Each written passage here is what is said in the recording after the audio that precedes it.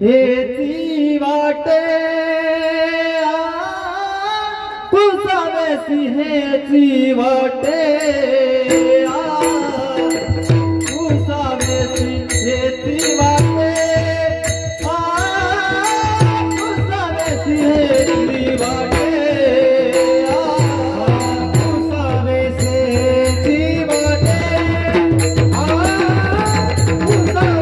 हेची वाटे उसावेसी हेची वाटे उसावेसी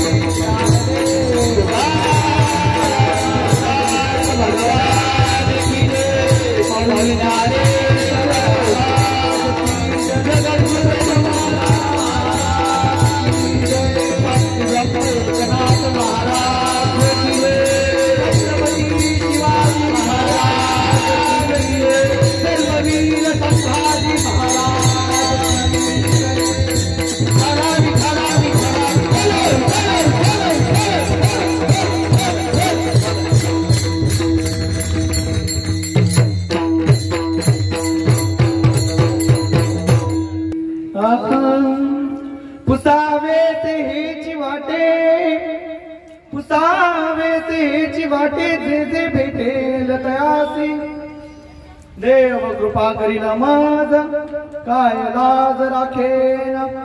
अवघियांचा विसर झाला, अवघियांचा विसर झाला, हा राहिला उद्योग.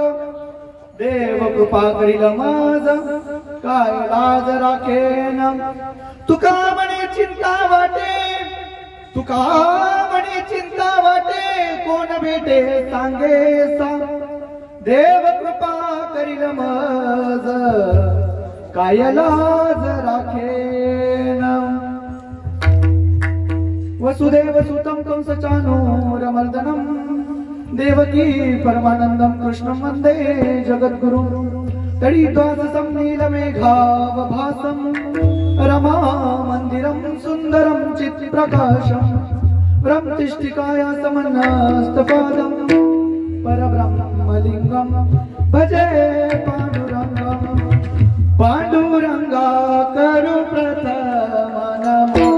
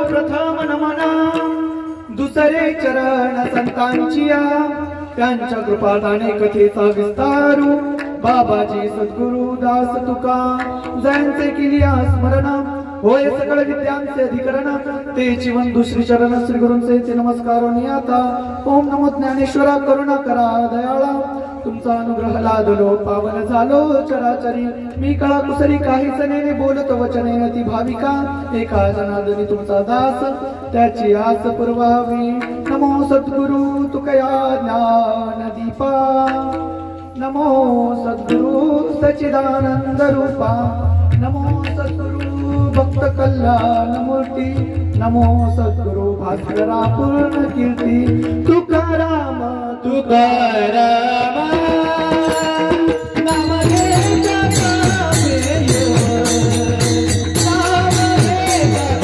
बेयो नाम घे जगा बेयो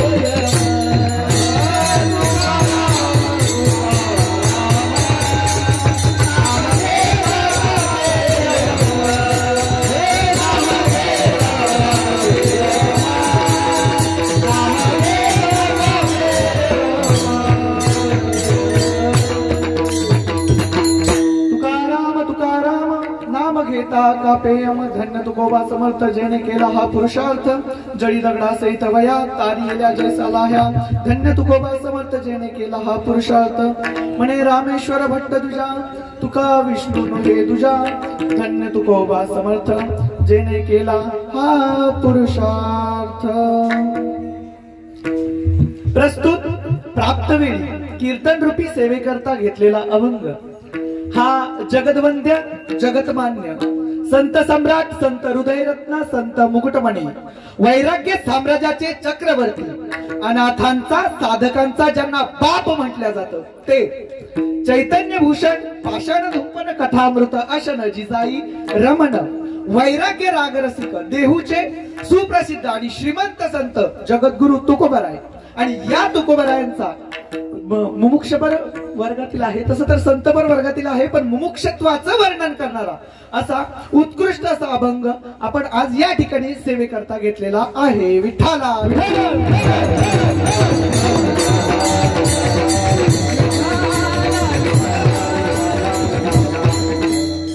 सेवेला सुरुवात करण्यापूर्वी वारकरी संप्रदायाच्या दंडकाप्रमाणे अल्पसहा परिहार द्यायचा तो असा परात प्राखलेश्वर अकारण करुणा वर्णालय भक्तवांच्या कल्पतरू रुक्मिणी प्राण संजीवन या महाराष्ट्राचं आराध्य दैवत षड्गुण ऐश्वर्य संपन्न पंढरीश पांडुरंग परमात्मा आणि या पंढरीश पांडुरंग परमात्म्याच्या छत्रछायेखाली त्याच्या कृपाशीर्वादानं चालत असलेला हा आपला गोलभट ते श्री क्षेत्र आळंदी देवाची हा आपला पायी दिंडी सोहळा आणि या सोहळ्यातील आजच्या 7व्या दिवसाची दुपारच्या सत्रातील कीर्तन रूपी सेवा माझ्यासारख्या पामराच्या वाट्याला आली खर तर हे मी माझं परम भाग्य समजतो। विठ्ठला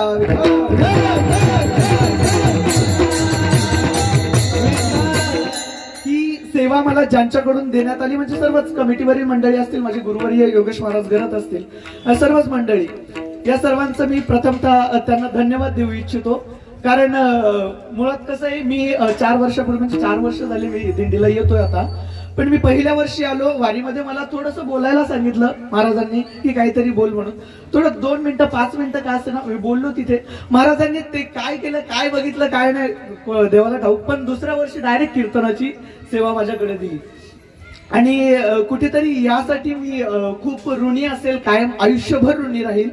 एका भेटीमध्ये एका वक्तव्यामध्ये किंवा काही बोललं असेल ते महाराजांना पटलं किंवा इतरही कुणाला पटलं न पटलं काही असेल पण या एवढ्याशा विषयावर कोणी पूर्ण कीर्तन डायरेक्ट कीर्तन कर तू असं मध्ये कधी भेट नाही बोलणं नाही काय नाही डायरेक्ट कीर्तन कर इथपर्यंत विश्वास त्यांनी ठेवला या विश्वासाला मी पात्र ठरण्याचा नक्कीच प्रयत्न करेल। विठ्ठला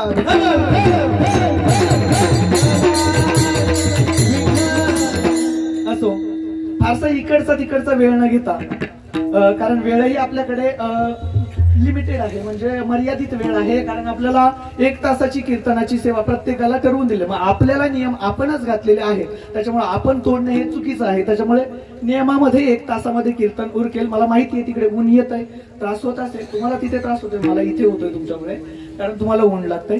तरीही मी तुम्हाला बरोबर वेळेमध्ये सोडण्याचा प्रयत्न करेल. आधी करून सर्व मंडळी, टाळकरी मंडळी, मृदुंगाचार्य विशाल महाराज, युवराज महाराज, युवराज महाराज, विशाल महाराज, आधी करून सर्वच मंडळी, सर्व वारकरी मंडळी, सर्वांच्या चरणी नतमस्तक होतो आणि सेवेला सुरुवात करतो. विठाला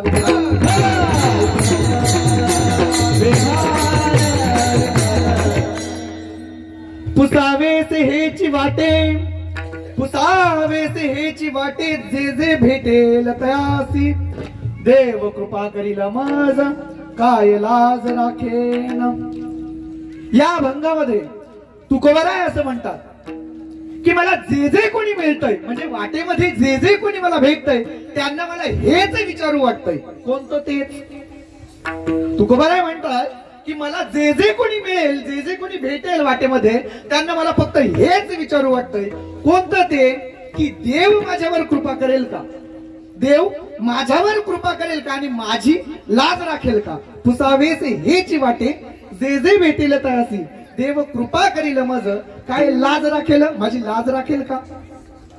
तुकोबाराय म्हणतायत की मला सर्वस्वाचा, अवघियांचा नाम सर्वस्वाचा, मला सर्वस्वाचा विसर झालाय आणि हा एकच उद्योग फक्त मला राहिलाय, म्हणजे माझ्या जीवाला एकच चाळा राहिलाय की भेटेल त्याला हेच विचारायचं की देव माझ्यावर कृपा करेल का. अवघियांचा विसर झाला हा राहिला उद्योग, देव कृपा करील मज, काय लाज राखेल. तुकोबाराय म्हणतायत मी विचारतोय खरं, तुकोबाराय म्हणतायत मी विचारतोय खरं, पण मला या गोष्टीची चिंता वाटतेय की मला सांगणारा तरी कोणी भेटेल का.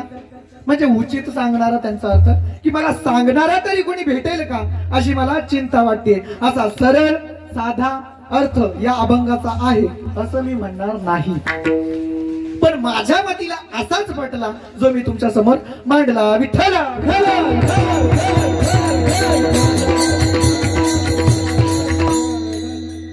आता एकच काम करा, तुम्हाला वेळेमध्ये जायचंय ना, फक्त एक काम करा. जेव्हा जेव्हा विठ्ठल विठ्ठल भजन होईल ना, मान्य तुम्ही थकलेत, चालून आलेत, दमलेत, मी 5-10 मिनिटं तुमच्या पुढे आलोय, त्याच्यामुळे मला जरा तरतरी आहे, तुम्ही थकलेले आहेत, परत इथे येऊन नाचलेत पण त्याच्यामुळे जरा आणि काही लागले असतील, ऊनही लागलाय, त्याच्यामुळे जरा थकलेले असेल. फक्त एकच काम करा, म्हणजे तुम्हाला समजावं ना म्हणून. वेगळा विषय मी या ठिकाणी कीर्तनात घेतलेला आहे. प्रत्येक वेळी नाम संत सांगणं, आता तुम्ही सर्व मंडळी जे आहेत, म्हणजे हा वेगळा विषय सांगण्याचं ही कारण असं की तुम्ही सर्व मंडळी जे आहेत वारकरी मंडळी आहात, वारकरी मंडळींना परमार्थ कळालेला असेल, काहींना नसेलही, अर्धे असतील, काही त्यांच्या नाही कळाला, प्रथमताच आले असतील, त्यांच्यासाठी सुद्धा कीर्तन आहे. आणि जास्त मंडळी अशी आहेत की ज्यांना कळालेलं आहे, तर मग ज्यांना कळालेलं आहे ना त्यांच्यासाठीचा अभंग आहे. कारण या सगळे तुम्ही आहात ते मुमुक्ष या प्रकरणामध्ये मोडताय, म्हणजे मुमुक्ष या प्रकरणामध्ये तुम्ही मोडताय म्हणून तुमच्यासाठी अभंग घेतलाय. तर आता तुम्ही त्याचंही पालन करा, मुमुक्षत्वाचं.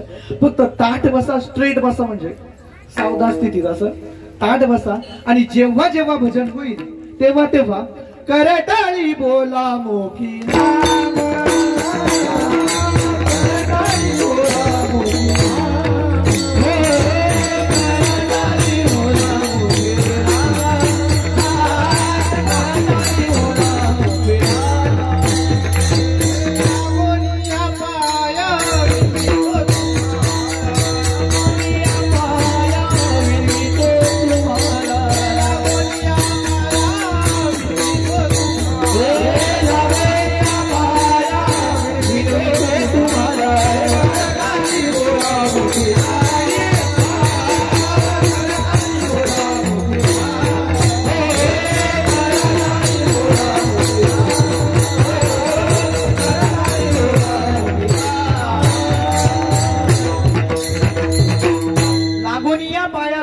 तुम्हाला करटाळी बोला मुखी नाम.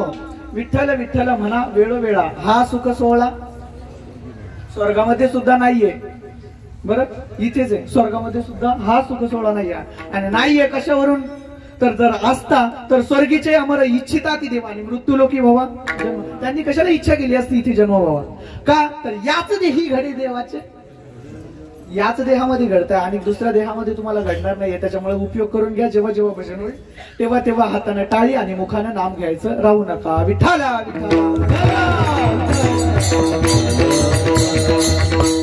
चेक केला थोडासा बरं घेतात का? असो. आपल्या माणसाच्या जीवनामध्ये जगत असताना, मानवाच्या जीवनामध्ये जगत असताना प्रामुख्याने चार वर्गामध्ये विभाजन केलं जातं, विभाजनी केली जाते 4 वर्गामध्ये. ते 4 वर्ग कोणते? त्या 4च वर्गाचं मी तुम्हाला या ठिकाणी वर्णन सांगणार आहे किंवा ते 4 वर्ग पटवून देणार आहे. खूप जास्त अभंग लांबवणार नाहीये आणि तुम्हाला तात्काळ ठेवणार नाहीये. फक्त 4 विषय व्यवस्थित लक्ष देऊन ऐका. म्हणजे देहांगाचे सर्वांगाचे तुम्ही कान करून हे माझ्या बोलण्याकडे लक्ष असू द्या. बोलण्याचा स्पीड जर जास्त होईल असं वाटतंय तर मग जरा खुणावलं तरी चालेल. महाराज हळू बोला, म्हणजे स्लो बोला, म्हणजे त्यांनी काय होईल तर मला कळेल की जातंय का जातंय असं. तर 4 विषय बरोबर आहे ना? धन्यवाद.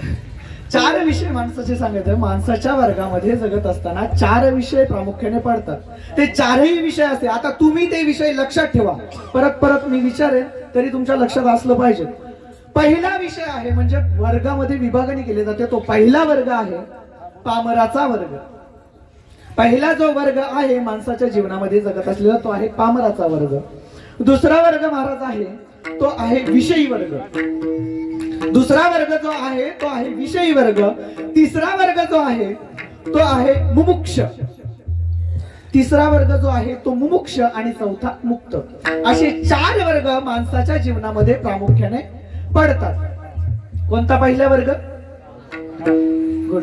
दुसरा विषय वर्ग. तिसरा मुमुक्ष आणि चौथा मोक्ष. म्हणजे तुम्ही मी रिव्हिजन घेतोय, तुम्ही बोलताय म्हणजे याचा अर्थ तुम्हाला कळतंय माझं बोलणं.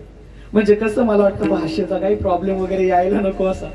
तरी बघण्याचा प्रयत्न करू आपण, कळेल तुम्हाला.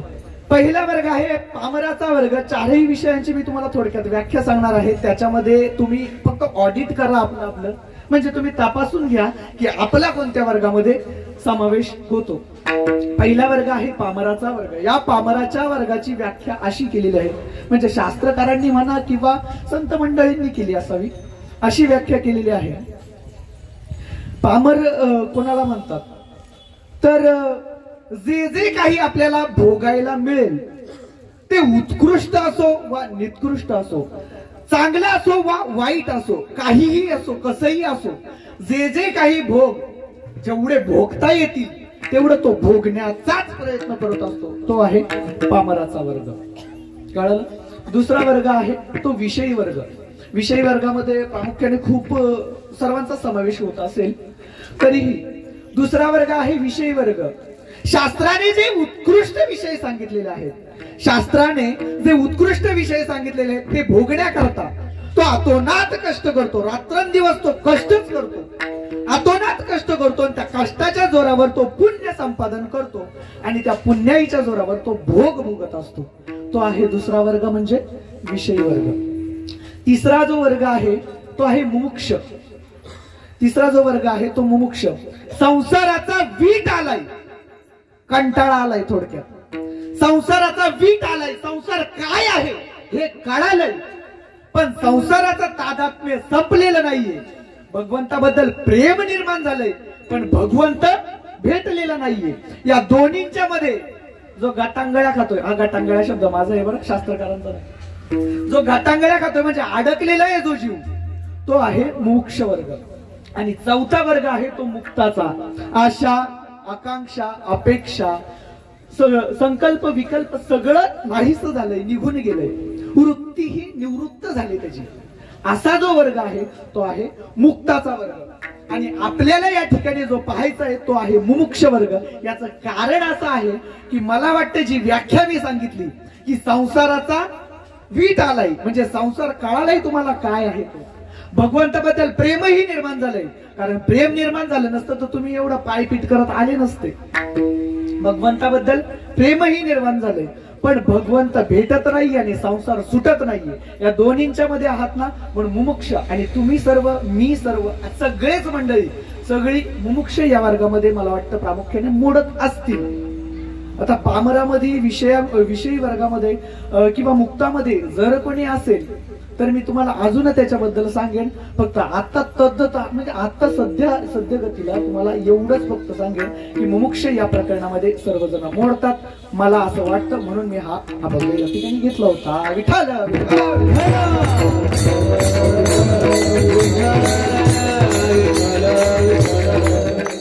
पहिला वर्ग कुठला सांगितला होता? फिट बसून ठेवा.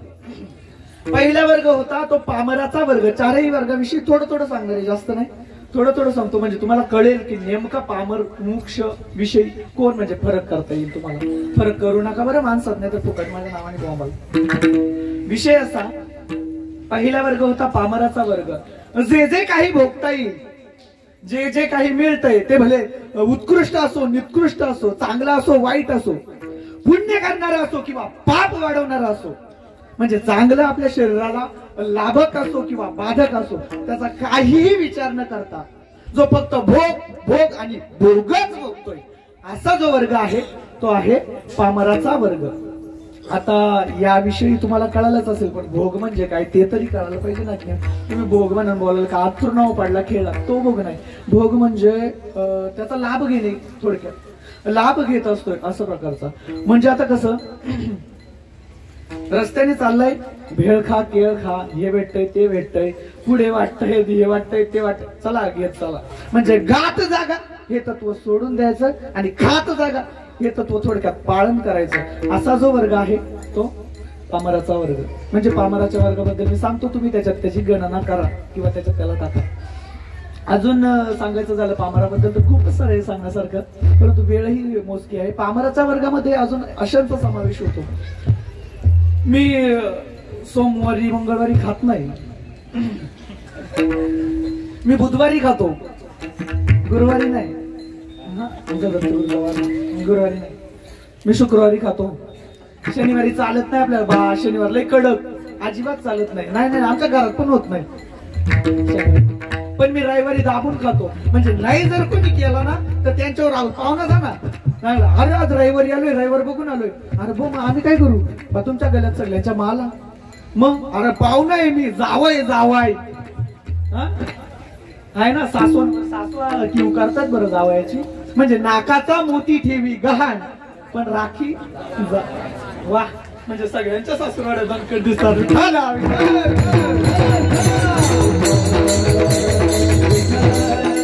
म्हणजे अशा प्रकारचा जो वर्ग आहे थोडक्यात.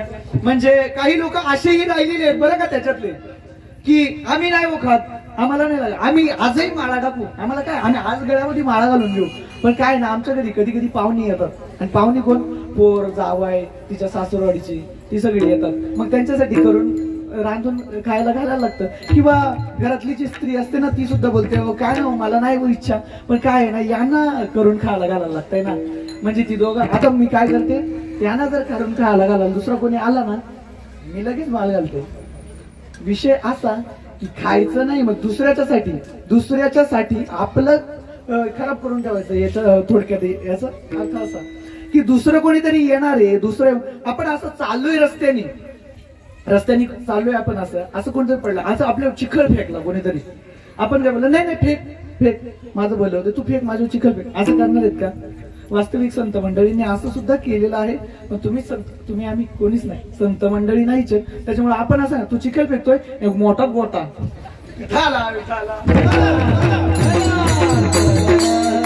थोडक्यात असं. तर मग आपल्यावर असं कोणी चिखल फेकत असेल आपण गप्प राहणार आहेत का?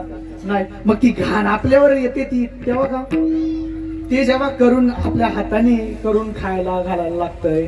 9 महिन्याचं पोरग झालं, 9 महिन्याच्या पोराला काय कळते हो, कसलं प्रोटीन, कसलं विटॅमिन, कसलं काय, कसली बॉडी बनवायची आहे का? काही संबंधच नाही ना त्याला. नाही त्याला थोडा खायला घालू ना बरं. त्याच्या हाताने त्याला खाता पण तोपर्यंत येत नसाय. सवय कोण लावते?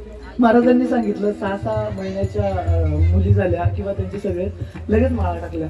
मग आता जगायचे राहिलेत का, की खाल्ले नाही म्हणून काही कुपोषित वगैरे असलं काही प्रकार अजिबातच नाहीये ना. हे जे उलट उत्तर आहे हे करतय तरी पण आपण सांगायला गेलो का आर्ग्युमेंट करत बसतो बरं का. म्हणजे आपण सांगितलं हा मग तुम्ही काय खाता, वनस्पती, त्याच्यात पण जीव असतो. अरे भावना नसते ना, पण तुला कळत का नाही? बरं वनस्पतीला भावना असते का? बरं नसं असो ते काही असू दे, पण तुझं पाप लपवण्यासाठी तू हे का नवीन नवीन काढतोय अजून? नाहीये ना. मग हे जो वर्ग काढतो ना, बोलतो ना, तो म्हणजे पामराचा वर्ग. थोडक्यात पामर कळालाच असेल तुम्हाला, कळालाच असेल. असो, अजूनही वारीला बरं हरिपाठाला इथे आता मस्त पावल्या केल्या, अशा वेळी सांगितलं चल ना चल ना प्रेस्टिज इश्यू, म्हणजे अजूनही असेल काही, सॉरी माफ करा, प्रेस्टिज इश्यू नाही म्हणता येणार, पण त्याला लाज वाटते थोडक्यात. कुठे नाचतो ती काही नाचतात, या बायकांच्या वर्ग नाचतात ते धोत्र नेसून, असं सुद्धा बोललेलं आहे. काय नाचतं ते, कसं नाचतं असं? बरं नवरात्रीला वगैरे बिनधास्त कसंही कुठेही किती लांब जायचं, ठाण्याला टीव्ही नाकायला जायचं असू दे ना, तिकडून डोल कमरून त्याची नाही परवा करणार तो, पण तो तिथे येईल. बरं तेही असू दे, ते देवीचंच ठिकाणी तिथेही जाताय तुम्ही, भक्तीसाठी जात असाल तर ते उत्तमच आहे. पण मग त्याला ना जीभ काढून काढून, शास्त्रात पुराणात लिहिलेलं आहे काय का, त्याला ना जीभ काढून काढून नाचला पाहिजे कुत्र्यावर का, तेव्हा तुम्हाला लाज नाही वाटत. आणि इथं नाचायला बोललं का नाही मला लाज वाटते.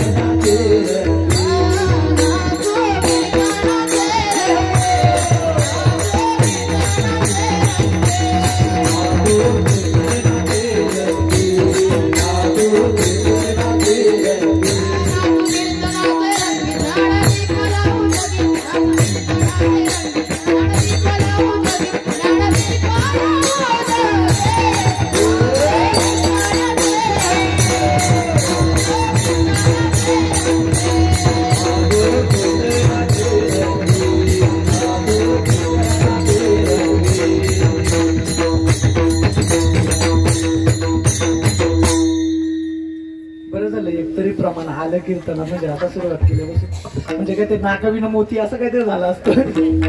असं म्हणजे अशा ठिकाणी जो विचार करतो ना, इथे नाचायला तुम्हाला लाज वाटते आणि त्याला ना जीभ काढून काढून कुत्र्यासारखं नाचतात. बरं सांगितलं ना बाळा नको ना रे, इज्जत जाईल तुझं, लगीन करायचे आता. नंतर जेव्हा वाऱ्या करायला लागतात ना, लग्न जुळवत आहे ते लग्न जुळवत आहे, याच्याकडे एजन्सी काढल्या जातात एवढं सगळं. हो महाराजांनी काढले ना कुठे सुरज महाराज. तर एजन्सी काढायला लागतं, तोपर्यंत फिरायला लागतं. कशाला, काही गरज आहे का? मग तिकडं कुत्र्यासारखं नाचण्यापेक्षा इथं तुम्ही देवासारखं नाचा ना, संतांच्या सारखं नाचा ना. काही बिघडतंय का? देवासारखं मी याच्यासाठी बोललो, देवासाठी मी याच्यासाठी बोललो कारण नामदेव महाराजांच्या कीर्तनामध्ये सुद्धा देव नाचत होता. असो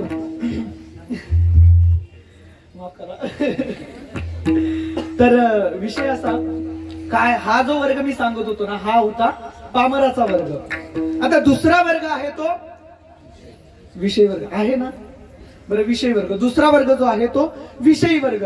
या विषयी वर्गाविषयी सांगण्याचं झालं तर हा पामरापेक्षा थोडा बरा आहे, म्हणजे निदान दान धर्म तरी करत असेल, खूप कमवतोय. तर विषयी वर्गाची व्याख्या थोडक्यात मी अशी सांगितली होती की शास्त्राने जे उत्कृष्ट विषय सांगितलेले, उत्कृष्ट ते विषय भोगण्याकरता, ते विषय भोगण्याकरता तो अतोनात कष्ट करतो, अतोनात कष्ट करतो, रात्रंदिवस नाईट पाली डे सगळा करतो. आणि हे सगळं करून तो फक्त आणि फक्त विषय भोगत असतो, असा वर्ग तो विषय वर्ग. आता या वर्गामध्ये सुद्धा समावेश खूप जणांचा येतो. मी आता तर सांगेल की समावेश यामध्ये एवढ्या लोकांचा येतोय की आपल्याला हे करणारे असतील ना सपोर्ट किंवा अजूनही काही न करत दिंडीला येवत न येवत ते करतायत म्हणून आपण त्यांना परमार्थिकही समजू, धार्मिकही समजू. परंतु कोणाचा पैसा लक्ष्मी आहे की फक्त पैसाच, याच्यामध्ये सुद्धा फरक पडतो बरं का. आता लक्ष्मी आणि पैशामध्ये तुम्हाला फरक चांगलाच माहिती असेल, तुम्ही सगळं तज्ञच माणसं आहात, कारण कीर्तन खूप ऐकलेत ना, खूप कीर्तनकार पण ऐकलेत.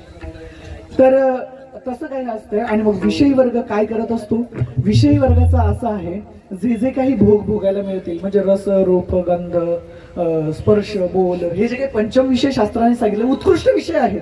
आता या विषयांबद्दल बोलायला गेलं, आता कीर्तनकारच मंडळी सगळे आहेत तर त्यांना माहितच आहे की या विषयांबद्दल जर बोलायला गेलं तर अख्खा दिवस कमी पडेल. म्हणजे मी दिवसभर बोलू शकत नाही, पण म्हणजे कीर्तनकार मंडळी सगळीच जर बोलायला गेली तर दिवस कमी पडेल, इतका तो विषय वर्ग आहे. आणि हे सगळे विषय आहेत, एका एका विषयाची एका एका विषयामध्ये एका एका प्राण्याची लुब्धता होती ना, म्हणून त्यांना मरण पत्करावं लागलं होतं. ज्ञानोबा सुद्धा सांगितलं होतं आणि भगवंतांनी स्वतः सांगितलंय की भ्रमर भेदी कोडे भल तैसे काष्ट कोरडे, परी कळिके माझी सापडे कोवळीये, ते तर उत्तीर्ण होईल प्राणे, परंतु कमळ दुळू चिरू देणे तैसे ते कठीण कठीण कोवळेपणे स्नेह देखा. म्हणजे कसं आहे ना, कठीण वज्रासारख्या लोखंडासारखा लाकूड असेल ना, त्याला सुद्धा कोरण्याची ताकद कोणामध्ये असते? भुंग्यामध्ये. आणि तो भुंगा कमळाच्या मध्ये आसक्ती ठेवतो, गंधामध्ये. गंध विषय बरं का, आणि त्या गंधामध्ये आसक्ती ठेवतो, आणि आसक्ती ठेवल्यामुळं संध्याकाळी कमळदल मिटलं जातं. आतमध्ये भुंगा राहतो आणि आतमध्येच मरण पावतो, दम गुदमरतो तो आणि मरण पावतो. एखादा उत्तीर्ण झालेला प्राणी येतो, तो कमळदल चिरडून टाकतो आणि तो भुंगा मरून जातो. त्याची एका विषयामध्ये आसक्ती होती. बरं असू दे, बोलामध्ये असेल, अरे हेच विषय असतो. बोलामध्ये असेल तर बोलामध्ये हरणाची लुब्धता असल्या कारणाने, त्यांनी सुद्धा तिथे सांगितलं होतं, हरणाची लुब्धता असल्या कारणाने तो पारधी दादा नाद लावत असतो, आणि त्या नादाच्या दिशेला ते हरिण येतं आणि अचूक बाण मारला जातो, हरिण गतप्राण होतं. ते सुद्धा एकच विशेष आहे. बरं आपण दिवे लावतो ना, त्या दिव्यावर झडपा घेणारा जो भुंगा असतो, पतंगा, दीप पतंगाची सोय, अजून तो जो भुंगा असतो तो त्याच्यावर धडका घेतो. बरं त्याला काही लाभ त्याच्यातून काहीच नाही, पण त्याला स्पर्श करण्याची आसक्ती असते ना, की मला त्या आगीला स्पर्श. आता आगीला स्पर्श केलं म्हणजे जळून राखच ना, पर्याय आहे का? नाही. तरी तो त्या आगीला स्पर्श करतो, आणि आगीला स्पर्श केल्यामुळे होतं काय? पंख जळतात, डोळे फुटतात, आणि तो त्या ठिकाणी मरण पावतो, मरून जातो तो. असं म्हणजे आता विषय सगळे सांगत बसत नाहीये, कारण वेळही कमी आहे. तरी एका एका प्राण्याची एका एका विषयामध्ये आसक्ती असल्या कारणाने त्याला जर मरण पाहावं लागत असेल, तर आपल्याला सगळ्यांना सगळ्याच विषयाची आसक्ती आहे माणसाला, तर मग आपल्याला रोजचं मरण नाही का मिळणार? रोजच मरण आहे आपल्याला. त्याच्यामुळे काय करायचं, विषयी माणसं म्हणजे विषयांमध्ये गुरफटून राहू नका. बरं, नहुष नावाचा राजा एक होता, गोष्ट माहिती असेल, ऐकलीही असेल कीर्तनांमधून. नहुष नावाचा जो राजा होता, त्या राजाने काय केलं, 100 यज्ञ केले आणि त्या यज्ञाच्या जोरावर पुण्य संपादन केले. बरं, त्या पुण्याच्या जोरावर केलं काय त्याने? भगवंत प्राप्त करून घेतला का? देव प्राप्त करून घेतला का? नाही. तर त्याने स्वर्गपद प्राप्त करून घेतलं, इंद्रपद प्राप्त करून घेतलं. बरं, स्वर्ग मिळवणं, इंद्र मिळवणं म्हणजे भगवंत प्राप्त करणं असं अजिबात समजू नका. कारण तो स्वर्ग जो आहे ना, तो आपल्याला जरी बरा वाटत असेल, पण संतांनी त्याला तुच्छ तरी नाही म्हणता येणार एवढं, पण खालच्या दर्जाचं समजलं, निकृष्ट दर्जाचं समजलंय का? तर संत त्याच्याही वर गेलंय. त्याच्याच तुका म्हणे पावटणी करू स्वर्ग, म्हणजे स्वर्गाची त्यांनी हे पावट्यानी पायाखाली घातलंय ना स्वर्ग, पायरी केली त्याची, आणि पायरी करून ते त्याच्याही वर गेले. तर मग हे स्वर्गपदाला एवढं. बरं, तुम्ही आम्ही बोलू नका ना की स्वर्गपद म्हणजे असं तुच्छ आहे. आपलं बनायचं, आपल्याला कोणी ग्रामपंचायतचं सदस्यपद असे म्हणत नाही, कोणी सुद्धा बघून स्वर्गपदाचं खूपच लांब राहिलं. बरं, ते स्वर्गपद अहो तिथे काय कमी आहे? काहीच नाही ना. तिथे चिंतामणीच्या सडका आहेत, परिसाच्या खाणी आहेत, तिथे परिसाच्या खाणीच्या खाणी आहेत, म्हणजे तुम्हाला वाटेल तिथे. आणि तिथे अमृत मिळतं, अमृताचे कुंडच्या कुंड तिथे आहेत, म्हणजे अमृत तुल्यवाला अमृत नाही बरं का, खरं अमृत जे असतं ना, ते अमृत तिथे मिळतं. इतका मोठा तो स्वर्ग, पण त्या स्वर्गाला सुद्धा माझ्या संतांनी तुच्छ समजलंय. याचं कारण असं आहे की तो स्वर्गपद जे आहे, ते इंद्रपद जे आहे, ते शाश्वत नाहीये, चिरकाल टिकणार नाहीये. कशावरून? प्रमाणही सांगतो, फक्त भजन करा विठ्ठल.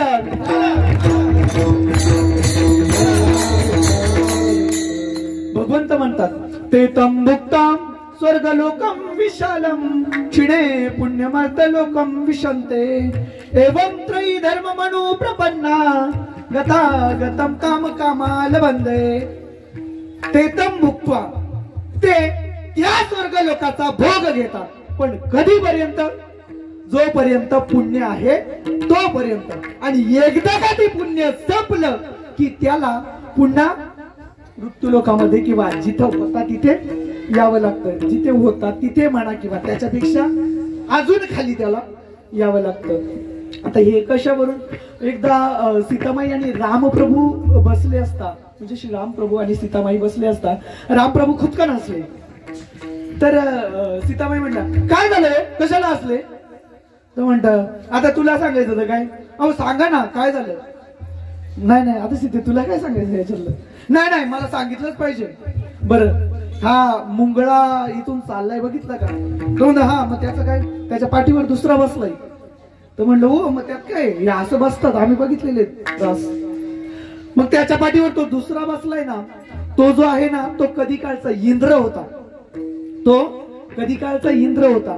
त्याचं पुण्य संपलं, त्याचं पुण्य संपलं आणि त्याला पुन्हा इथे मुंगळा होऊन यावं लागलं. म्हणजे याच्यासाठी सांगतो किंवा अजूनही काही पुण्य असेल तर मग खूप तुम्हाला चांगल्या पदावर सुद्धा ठेवलं जातं आणि पुण्य संपलं ना डायरेक्ट खाली उतरवलं जातं. हे याच्यावरून सुद्धा तुम्हाला सांगतो. मडकं शिकाळीला टाकायचं माहित ना? बहुतेक माहित असं. शिंक्याला मडकं टांगायचे, लोणी टाकायचे त्याच्यामध्ये. मग ते लोण्यासाठी कुमार दादाकडे जाऊन ते मडकं आपल्याला तपासून आणायला लागायचं. कसंही कोणतंही चिरा पडलेला बॅगा पडलेला असं मडकं घ्यायचं का त्याच्यासाठी? ओबडधोबड कसं नाही. 4-5 मडकी चांगली आणायची, त्याच्यातला एखादा चांगला बघायचा, एखादाच बरं, एखादा त्याचा चांगला बघायचा आणि तो मस्त धुवायचा, पुसायचा, त्याला उन्हामध्ये वाळवायचा, कडक चांगला घरात आणायचा. त्याच्यामध्ये ते काही विरजण असेल, जे काही साय असेल ती टाकायची आणि ते टाकल्यानंतर मग ते मडक्याचं तोंड व्यवस्थित स्वच्छ कपड्याने बांधलं जायचं किंवा त्याच्यावर झाकण लावलं जायचं.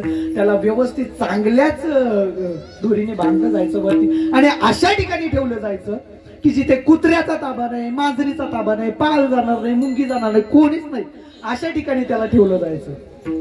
आणि मग ते मडकं वर गेल्यावर काय बोलायचं, म्हणजे खाली राहिली ना, 4-5 आणली होती, एकच घेतलाय पण ती खाली राहिली ना, त्यांना बोलायचं हे बाय मी कुठं, मी बाय कुठं आणि तुम्ही कुठं? एका झटक्यात प्रमोशन. काय केलं ते माहित नाही पण एका झटक्यात प्रमोशन. आणि तुम्ही अजून तिथल्या तिथंच वर्षानुवर्ष. दुसऱ्याच वर्षी कीर्तनकार ठला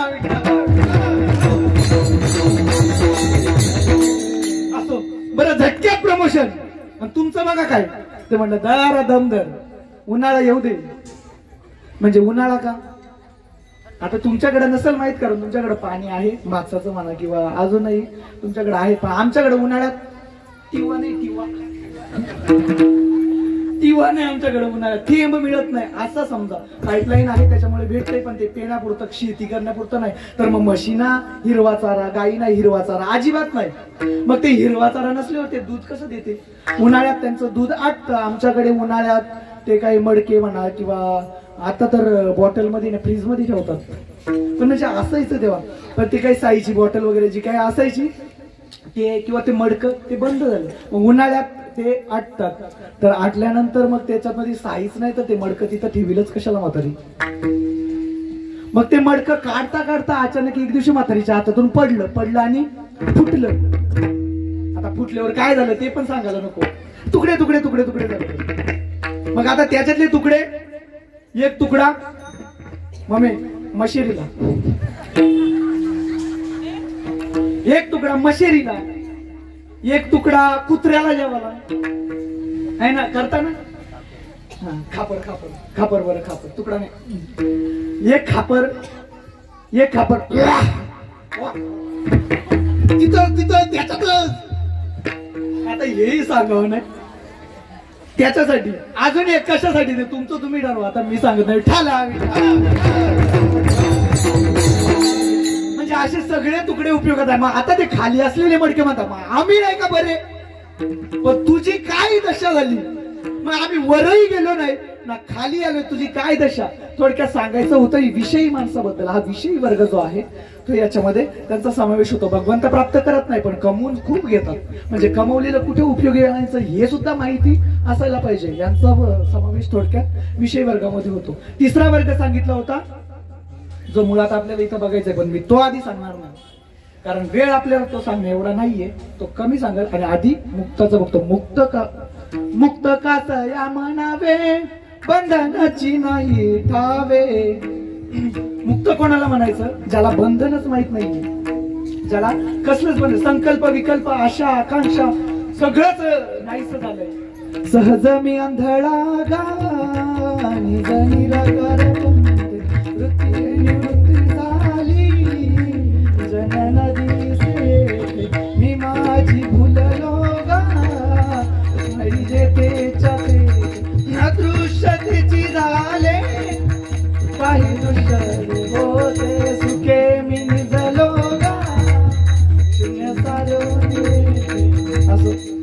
धूळ खाल्ली ना जरा ते कशाचा प्रॉब्लेम. तर वृत्ती हे निवृत्त झाली, वृत्तीच त्याची निवृत्त झाली, सगळं काही नाहीसं झालंय, त्याची आशा आकांक्षा सगळी संपलेली आहे, सगळं नाहीसं झालंय. मग आता जगावं तर फक्त बरं तो काय खातो काय पितो त्याचंही त्याला नाही. काय खातो आम्ही कासं या सांगत आहे, कैसे हे लागत आहे काय नाही, काय खातो त्याचं सुद्धा त्याला भान नाहीये. इतका भगवतमय झालेला आहे तो भगवान. तो वर्ग म्हणजे मुक्ताचा वर्ग. थोडक्यात संत सुद्धा त्याच्यामध्ये येतात. असा वर्ग जो आहे तो आहे मुक्ताचा वर्ग. आणि या वर्गामध्ये आपला समावेश असेल की कोणाचा तरी बरं नसावा, म्हणजे त्या वर्गात सुद्धा आपण येत नाही. मग आपण येतोय कोणत्या वर्गात, तर आपण येतोय मुमुक्ष वर्गामध्ये. का तर मुमुक्ष वर्गाचा असं आहे की संसाराचा वीट आलाय, संसाराचा वीट आलाय, कंटाळा आलाय, भगवंताबद्दल प्रेम निर्माण झालंय, पण संसाराचं तादात्म्य संपलेलं नाहीये आणि भगवंत परमात्मा भेटलेला नाहीये. या दोघांच्या मध्ये आहे ना तो आहे मुमुक्ष वर्ग. आणि आपण सगळे का आहात, मला एक तरी याच्यात सांगा की मी संसारात जाम सुखी आहे, खूप सुखी, अत्यंत सुखी. मला 4 वाजता उठून 20 माणसांच्या भाकरी करायला लागतात, पण मी एवढी सुखी आहे. आहे का कोणी 20 माणसांची भाकरी करणारी?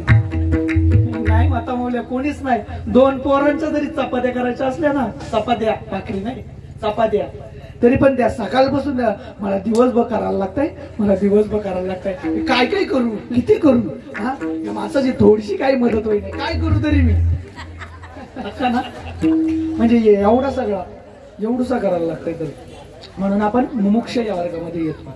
बरं मुमुक्ष वर्गाचा आता या अभंगाकडे वळण्यासारखं याच्यात असं की मुमुक्ष वर्ग का, तर त्याला चिंता असतं, तर त्याला काही ना काही येतो. अरे मग मी काय करू, मला देव पाहिजे ना, मला कंटाळा आलाय ना संसाराचा, सगळ्यांनाच आलाय, पण तो कंटाळा आता मी सांगणारच नाहीये इथं, कारण तुम्हाला परत घरची आठवण येईल, मी सांगणार नाहीये.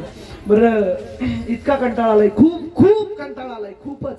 मग तो ज्याला भेटेल त्याला, तुकोबारायने विचारत असतं ज्याला भेटेल त्याला की का हो मला देव भेटेल का, भेटेल का मला देव. अभंगाचं पहिलं चरण. पुसावेसे हेची वाटे, पुसावेसे हेची वाटे,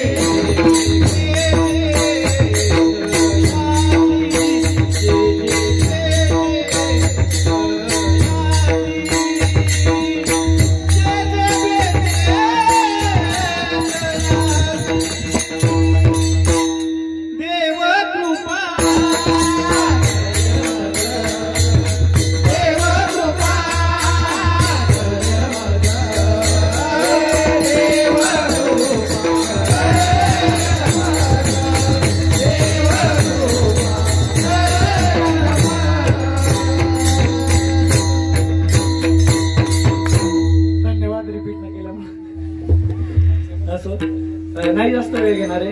पुसावेसे हेची वाटे, जे जे भेटेल तयासे, जो जो कोणी भेटतोय त्याला हेच विचारावं वाटतंय. आणि संतांनाच वाटतंय बरं का विचारावं, जे जो कोणी भेटेल त्याला. आपल्याला म्हणत जे काय तेच विचारतायत, काय तेच विचारतायत, तेच विचारतायत, काय देव कृपा करेल का मला, असं ते विचारत असतात, सतत तेच विचारतायत. बरं तुकोबारायांनी एवढंच नाही, तुकोबारायांचं नाटामध्ये सुद्धा प्रमाण आहे बरं का. काय मी उद्धार पावेन, काय कृपा करील नारायण, ऐसे तुम्ही सांगा संत जना, समाधान चित्त माझे. काय मी उद्धार पावेन, काय कृपा करील नारायण, ऐसे तुम्ही सांगा संत जन, करा समाधान चित्त माझे. काय खट्ट येईल कर्म, पारुषती येईल धर्माधर्म, कास याने ते कळेल वर्म. आणि काय हे पुण्य असेल गाठी, देईल पायी देवाचे मिठी, मग तो कुरवाळीला जग जेठी. वाटतंय ना, असं वाटतं ना त्यांना. असं तुम्हाला पण वाटतं का? जर तुम्हाला वाटत असेल तर समजा मोक्षामध्ये आहात आणि ते नसेल वाटत, नाही काय माझ्या पोराचं लगीन होईल का, काही यंदा तरी जमल का, अशी चिंता जर असेल, किंवा अजून काही लईच भाव वाढला ना, आता काय करायचं, होईल का यंदा काहीतरी, हा बराच काय करायचं, लय काय राहिलंय, असं जर काही वाटत असेल ना, तर तो विषय आणि पामर यामध्ये समजा. पण हे जर तुम्हाला वाटत नसेल आणि तुम्हाला जर वाटत असेल ना, की देव भेटावा, मला कळावा, असं जर तुम्हाला वाटत तर मोक्षामध्ये आहात. बरं वाटतंय काय तुम्हाला हे सगळं वाटतंय? तुकोबारायांना हे कशामुळे वाटतंय? तर का मला देव भेटावा वाटतो? तर तुकोबाराय म्हणतायत की मला लाज वाटते, मला लाज वाटते, आणि ती लाज माझी राखण्यासाठी. आता तुम्ही म्हणाल तुकोबाराय काय असं बोलताय तुम्ही, हा तुम्हाला आम्ही देवतुल्य समजतो आणि तुम्ही देवापेक्षाही मोठे आहात, मग तुम्ही काय तुम्हाला कसली लाज, आणि तुम्ही काय कसली लाज वाटते? तुकोबाराय म्हणतायत मला लाज वाटते ना, नो हे दास खरा पण हा झालाच आहे डांगोरा, त्याची काय करू आता, तू हे सगळं जाणता, त्या देवाला माहितीये ना मी दास खरा नाहीये, असं तुकोबारायांना वाटते. बरं का, आपल्याला नाही. मला एक प्रमाण आलं ना, मला एक प्रमाण, मी कुठंच बसत नाही, मला एक प्रमाण फक्त बोलता यायला पाहिजे. माईक कोणालाच ऐकत नाही, मी माईक पण कोणच्याकडे देणार नाही, त्यांना वाटत असतंय. बरं असं म्हणजे असं विषय भरकटावायचा नाहीये आपल्याला. विठाला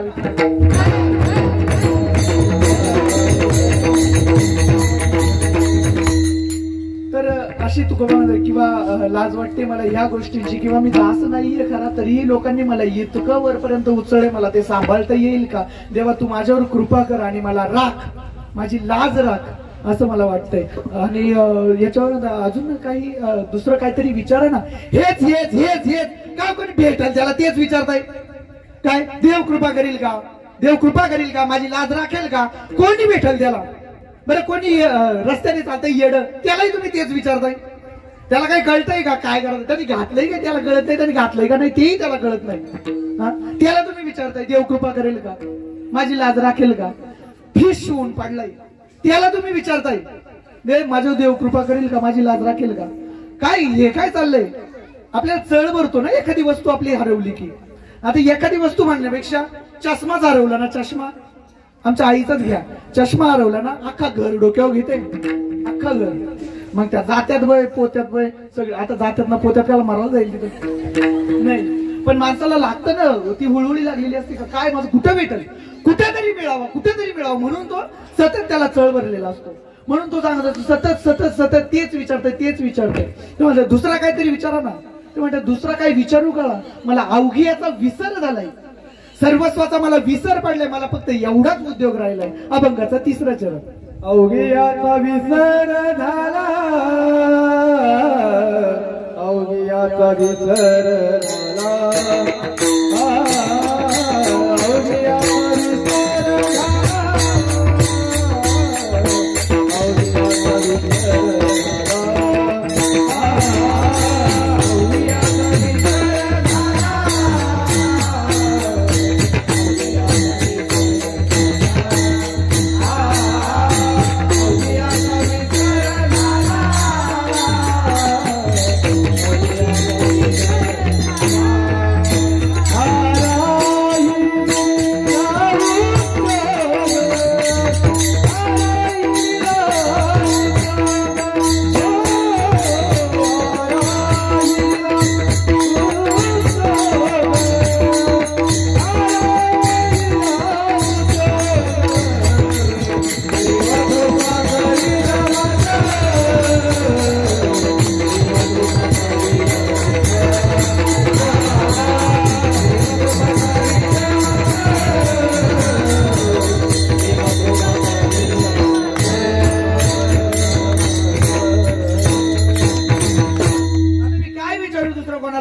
अजून काही विचारायला माझ्याकडे राहिलाच नाहीये ना, मला फक्त तेवढाच चळ भरलाय ना, काय मला तेवढाच उद्योग राहिलाय, मला फक्त तेवढंच विचारू वाटत, मला दुसऱ्याची आठवणच राहिली नाही. विचारू तरी काय, काय विचारू मी, राहिलंच नाहीये मला काही. पण मी विचारतोय सगळ्यांना, सगळ्यांनाच विचारतोय, पण सगळे सांगणाऱ्यासारखं तरी कोणी भेटेल का? आता ते मी जसं म्हणालो याला विचारून त्याचा काही फायदा आहे का? अध्यात्म परमार्थ याला जर परमार्थ विचारला तर त्याचं त्याला काहीच देणे. अरे बाबा काय तू या पंक्तीचे किडे काय जेणे जाणती, त्याला काय माहितीये परमार्थ, काय माहितीये भगवंत, काय माहितीये वारी, काय माहितीये दिंडी, कोणाला कळणार आहे? सगळ्यांना कळतंय असंच नाहीये ना. त्यांना विचारून काही फायदा आहे का? नाही. अजूनही तुकोबाराय म्हणतात आता मी विचारू तरी कोणाला, मला सांगणारा अधिकारी तरी कोणी भेटला पाहिजे. अधिकारी म्हणतोय बरं का, अधिकार त्यांनाच प्राप्त होतो जे आधी करतात आणि नंतर वर्तत असतात. म्हणजे ते करतात आणि मग नंतर वर्णन करतात ना, तसं अधिकार त्यांनाच प्राप्त होत असतो. थोडक्यात असं सांगायचं झालं, अधिकार कशामुळं, आता एखादा जर भाषण ठोकतोय, आता भाषणांचं प्रमाण खूप आहे त्याच्यामुळे सगळ्यांनाच माहित असेल. एखादा पुढे उभं, दारू पिणं पाप आहे, दारू पिऊ नये, दारू पिणं पाप आहे, दारू पिऊ नये, त्याने आर्थिक हानी, वैचारिक हानी, अजून कसली कसली हानी, खूप सारा तो सांगतो. बरं, जोरात जोरात ओरडून सांगतो, लय जोरात ओरडलो बेंबीला कळ लागेपर्यंत. मग काय ते लोकांना असं, लोक ऐकणारी इतकी हुशार झाल्यात ना हल्ली. आता मी इथं आवाज चढवून चढवून मध्ये मध्ये बोलतो जरी, तरी पण तुम्हाला माहिती आहे टेक्निक आहे. काढलं पाहिजे, तुम्हाला पचलं पाहिजे. प्रत्येक माणूस हुशार इथे, प्रत्येकच माणूस हुशार असलेली माणसं. बरं ठीक आहे, दारू पिणं पाप आहे, जुगार खेळणं पाप आहे, वैश्य गमन करणं पाप आहे, बिडी पिणं पाप आहे, खूप सारे पापाचे. बरं तुम्ही एक काम करा, तुम्ही आता उतरले ना खाली का कोणला तरी हाताला धरून घेऊन जायला सांगा, नाही तर तुम्हीच पडाल कुठेतरी.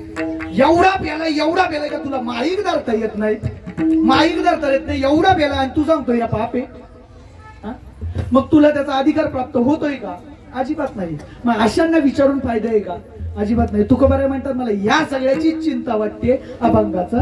तुका मने चिंता वाटे, तुका मने चिंता वाटे,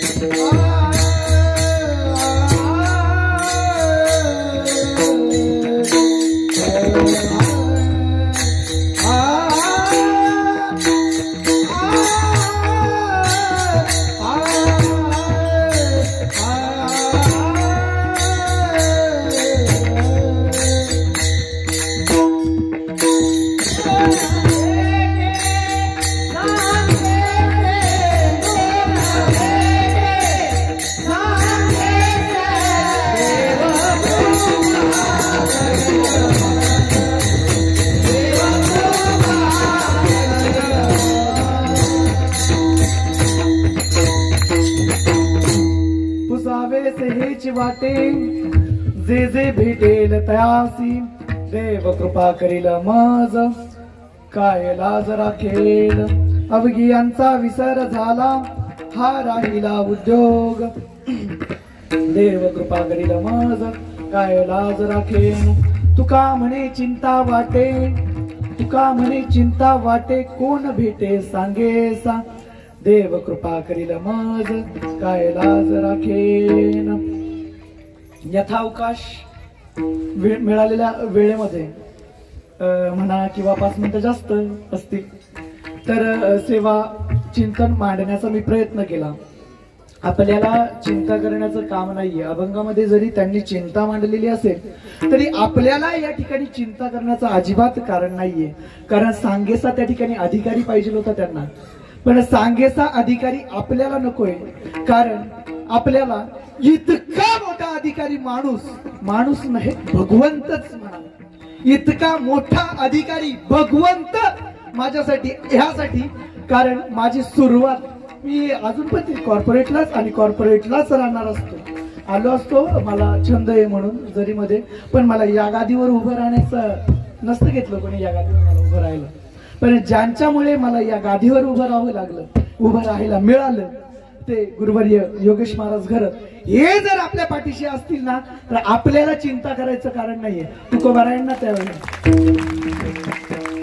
आपल्या पाठीशी भक्कम आहेत ना अधिकारी व्यक्तिमत्व आपल्या पाठीशी असताना आपल्याला चिंतेची गरज काय अजिबातच नाहीये. हा अभंग फक्त चिंता करा तुम्ही कसली हे सांगण्यासाठी होता. मोक्ष म्हणजे काय हे संकल्पना चारही तुम्हाला कळाल्या असतील कदाचित, म्हणजे चारही वर्ग तुम्हाला समजले असेल.